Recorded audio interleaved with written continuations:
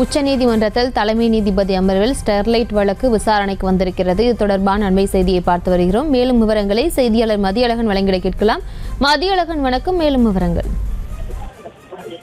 Sterlite ஆலையை மீண்டும் திறக்க உத்தரவிடக் கோரி வேதாந்தா நிறுவனம் உச்சநீதிமன்றத்தில் மனு தாக்கல் செய்திருந்தது. அந்த மனு மீதான விசாரணை தலைமை நீதிபதி அமர்வில் தற்பொழுது தொடங்கி நடைபெற்று வருகிறது.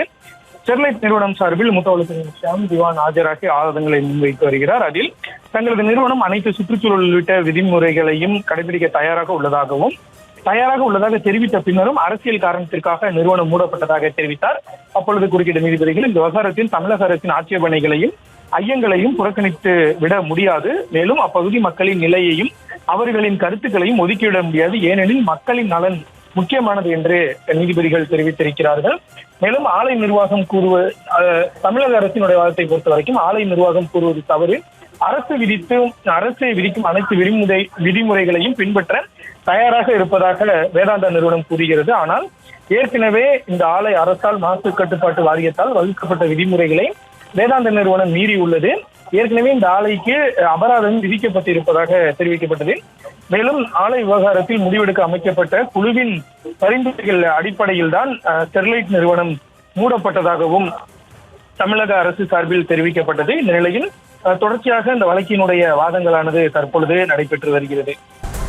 உச்சநீதிமன்றத்தின் தலைமை நீதிபதி அமர்வில் ஸ்டெர்லைட் வழக்கானது விசாரணைக்கு வந்திருக்கிறது. தமிழக அரசானது வாதம் செய்து வருகிறது. உச்சநீதிமன்றத்தின் தலைமை அமர்வில் ஸ்டெர்லைட் வழக்கு விசாரணைக்கு நடைபெற்று வருகிறது. தூத்துக்குடி மக்களின் நிலைமையை கருத்தில் கொண்டு அதனை ஒதுக்க முடியாது என்று நீதிபதிகள் தெரிவித்திருக்கிறார்கள். வேதாந்தா நிறுவனம் தரப்பில் மூத்த வழக்கறிஞர் ஷியாம் திவான் வாதம் முன்வைத்திருக்கிறார். அதனை அண்மை செய்தியாக பார்த்து வருகிறோம். உச்சநீதிமன்றத்தின் தலைமை நீதிபதி அமர்வில் ஸ்டெர்லைட் வழக்கானது விசாரணைக்கு வந்திருக்கிறது. அனைத்து விதிகளையும் கடைபிடித்ததாக வேதாந்தா நிறுவனம் கூறுவது தவறு என்று தமிழக அரசானது வாதத்தை முன்வைத்திருக்கிறது. மதியழகன், தொடர்ந்து தமிழக அரசின் சார்பாக என்னென்ன வாதங்கள் முன்வைக்கப்பட்டிருக்கிறது விவரம். இன்றைய விசாரணையை பொறுத்த வரைக்கும் வேதாந்தா நிறுவனம் சார்பில் தங்களது நிறுவனம் அனைத்து விதிமுறைகளையும் கடைபிடிக்க தயாராக உள்ளதாக தெரிவித்த பின்னரும் அரசியல் காரணங்களுக்காக மூடப்பட்டதாக வேதாந்தா சார்பில் தெரிவிக்கப்பட்டது. தமிழக அரசை பொறுத்த வரைக்கும் இதற்கு எதிர்ப்பு தெரிவிக்கப்பட்டது. ஆலை நிர்வாகம் கூறுவது தவறு.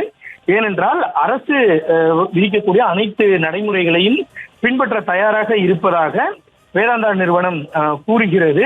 ஆனால் ஏற்கனவே தமிழக அரசு மற்றும் மாசு கட்டுப்பாட்டு வாரியம் விதித்த அனைத்து விதிமுறைகளையும் வேதாந்தா நிறுவனம் மீறி இருக்கிறது. இதற்காக இந்த நிறுவனத்திற்கு அபராதம் கூட விதிக்கப்பட்டு இருக்கிறது என்று தமிழக அரசு சார்பில் தெரிவிக்கப்பட்டது.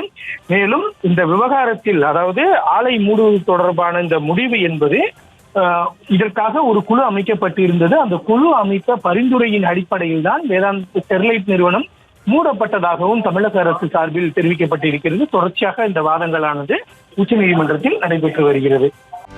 செய்திகளை உடனுக்குடனும் துல்லியமாகவும் தெரிந்து கொள்ள சப்ஸ்கிரைப் பண்ணுங்க.